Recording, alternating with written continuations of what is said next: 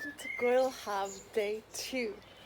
Thank you for joining me on this terrace, our delightful new filming location for our second year. So, coming up today, we have 4 more talks. As always, every day, 4 more talks. First of all, we have the wonderful Becca Parkinson from Common Press, who is an absolute star. Becca is just so incredibly hardworking, and Common Press is a press I really admire for all the work that they do, platforming people who have never previously had opportunities to write or have their work out there. I think that what they do is a really brave thing in this capitalist world, to focus on chasing neither commerciality or critical sureties and by taking a risk with basically everyone they publish, and they are wonderful. So yeah, big up Common Press. So that's first. Second is Tanya Huntington, who was calling in all the way from Mexico City. Tanya Huntington, we had a chat about art, and we had a bit of a chat about how she became a translator, but also very much that talk was a little bit about deconstructing translation, and we deconstructed a specific poem of Rosario Castañelos. And I'm sure my sister will have a go at me for that pronunciation, undoubtedly. But she's quite a big author. You might have actually come across her work on like a reading list or anything like that. So yeah, that's a really, really good talk. Tanya is quite a joy. She has a 10 out of 10 Zoom backdrop as well, so tune in for that. And then we have Polly Barton making a return to the festival. I'm so happy to have Polly back. Polly is just wonderful. And last year we were talking about Matsuda Ayoko's book, Where the Wild Ladies Are. Ayoko it's an incredible book, and I would highly recommend you check out that talk as well. But this year we're talking about Polly's own book, 50 Sounds, which is, I have dubbed it the unofficial book of the festival, because it's all about learning a language and translating, and what those processes are like, and it's like memoir essay as well. It has it's a very, very relatable book, and I think that it is everything that I want the festival to explore and interrogate in a book. And then last but not least, we have gorgeous Desiree Reynolds, who is calling in from Sheffield. And she has written a book called Seduce that is written in Jamaican nation language, and if you want to have that conversation, we've been having that conversation internally very much about the use of the words patois, Creole, nation language, and what is right, when and where. So tune in for Desiree's sense on that, she's a really, really, we could describe this talk as, I watched it in the bath. It's the first talk of the festival so far that I haven't chaired. Will Dawson chaired that talk, so I got to enjoy it as a viewer and to watch it in the bath, and it was a really, really enjoyable time, so I'd highly recommend. And then just before we go into some clips of each of those talks, I would like to say that so I'm going to do a segment called A Book Worth Reading. So it's not a book featured at the festival, but it's a book that I would recommend.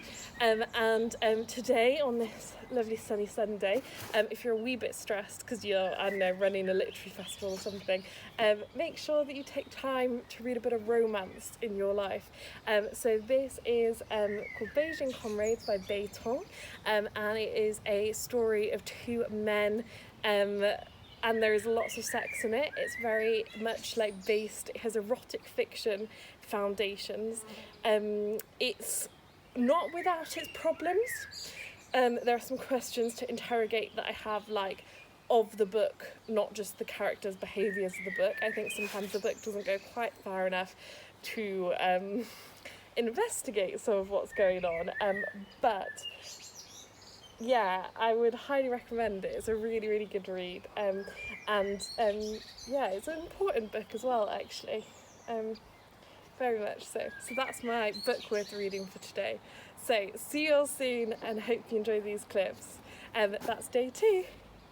I mean, as well as being a publisher, we sort of try to act like a writer development agency or a translator development agency, and that's definitely grown as part of our remit over the years. I mean, in terms of the writer thing, like you say, with our anthologies, you know, we don't just want it to be 10 people you've already heard of, you know, with like Hilary Mantel, Margaret Atwood, whatever. You know, you've read those guys, you know that they're brilliant. And it's about either showcasing new writing entirely or mixing in new writers with the more established writers, as you say.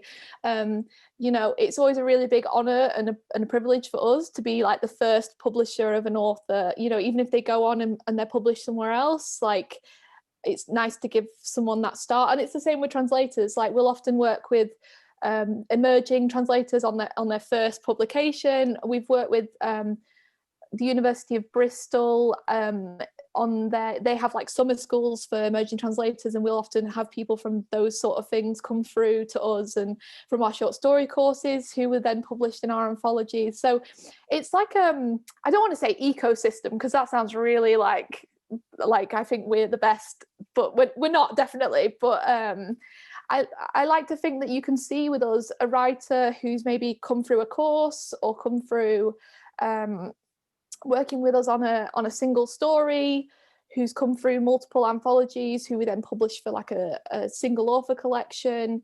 And you can kind of see how we've worked with them and developed them, rather than just kind of going like, oh yeah, we'll publish your entire short story collection out of nothing. You'll see that with a lot of our writers. Hassan Blassim, you know, now an award-winning worldwide name. You know, we first published him, I think, in 2008 in a City anthology.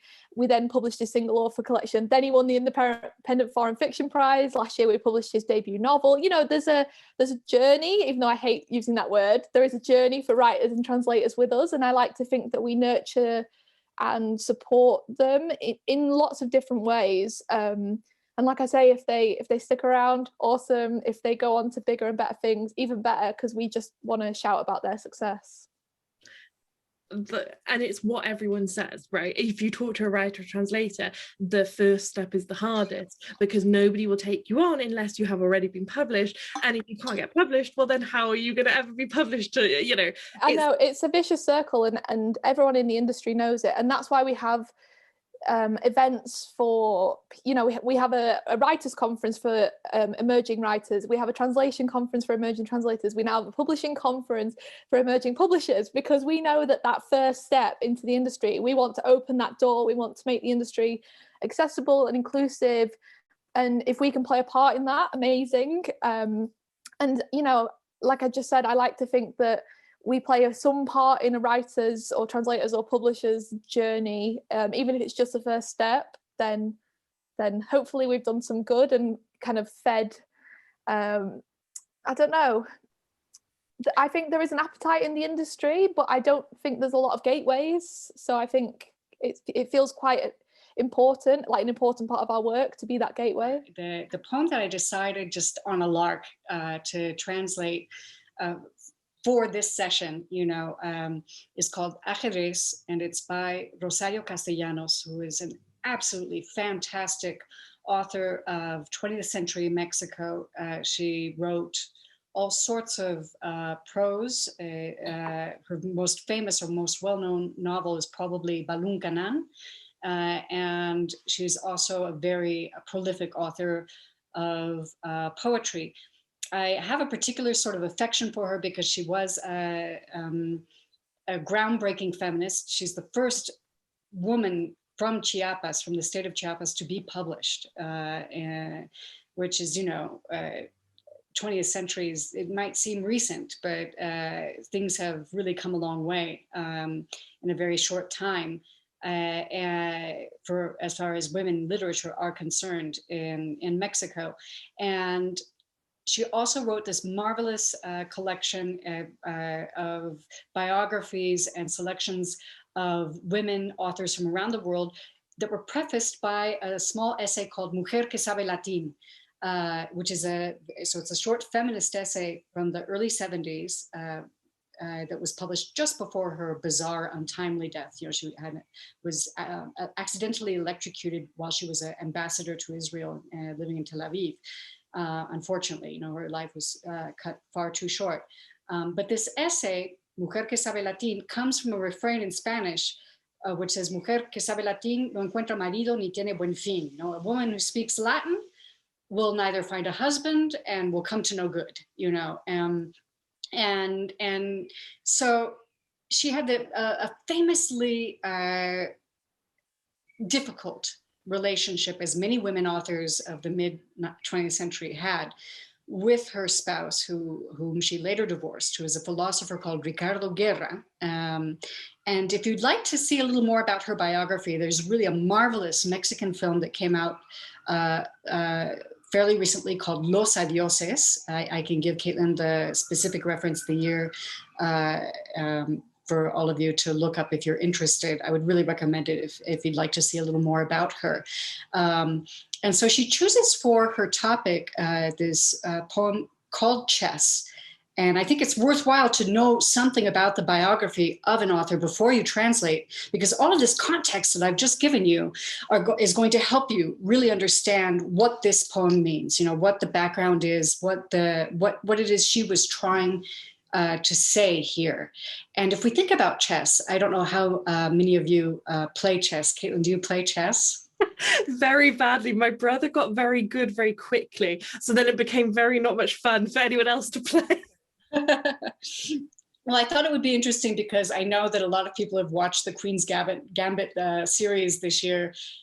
We had so little original television programming, and so I thought it was, I know that led to a lot of people buying chessboards, you know, and I play with my son, Dylan, and so chess is, of course, one of the few games where there's very, very little left to chance, you know. There is that moment at the beginning where you choose which pawn, and if you happen to choose white, well, then you have a slight advantage because you go first, you know.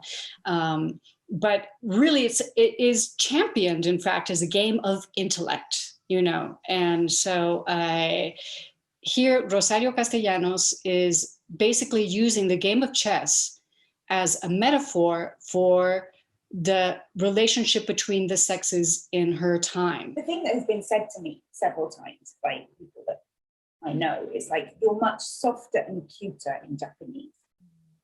And I think, and then sometimes the addition to that is, and you're scary in English. I mean, I don't think it's always being particularly scary, but maybe in comparison, I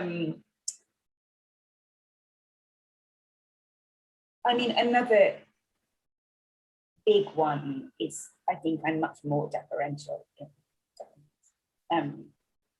But that's also, yeah, it's very much tied in with.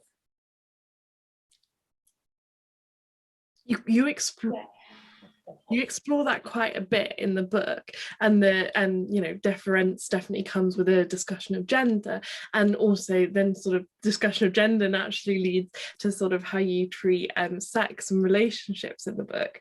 I'm a really big fan of something very technically obvious that you did, which is give everybody a just an initial. Who are these people that you interact with or are partnered with for various lengths of times.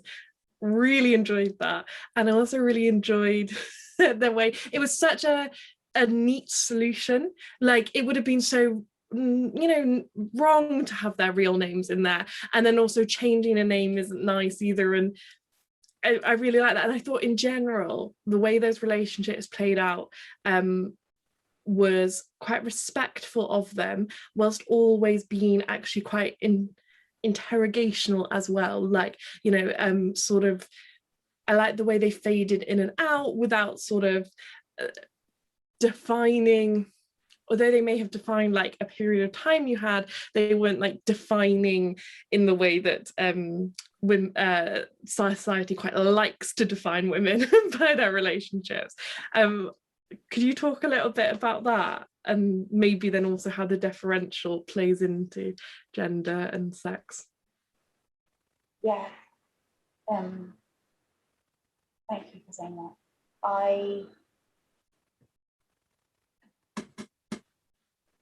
It's really interesting to me that the way that I think they do fade in and fade out, and I describe sort of the bare minimum, I think, of these people in order to like define, give a sense of the relationship and its importance. But I think my focus was really not on giving a kind of full portrait of these people in a way that I suppose is the initial is quite a good symbol of that, as in like there's enough to sort of define their place, but they're not placeholders to me. But I think in the book, to a certain extent, they are placeholders. And what I'm kind of interested by is like, I was talking to someone the other day and they said, oh, there's very, very little physical description of people.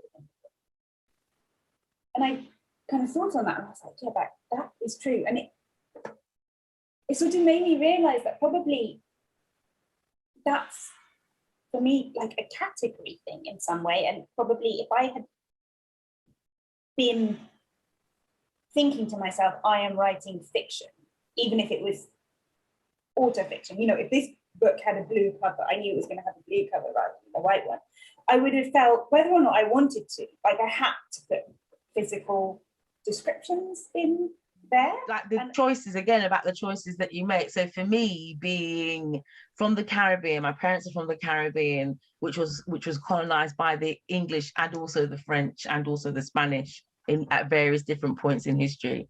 Since it's English, I'm writing in patois and in English. I'm speaking English because my African language was ripped away from me.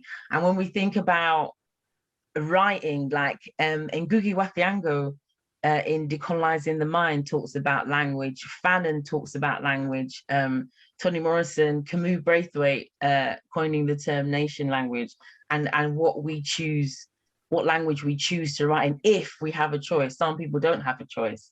And I find that fascinating, trying to work that out as I'm writing. Like, okay, how can I hear this word that I know in English is this, but that English word doesn't really do that thing justice. So I can hear my mom saying it like this. I can hear my grandma saying it like this.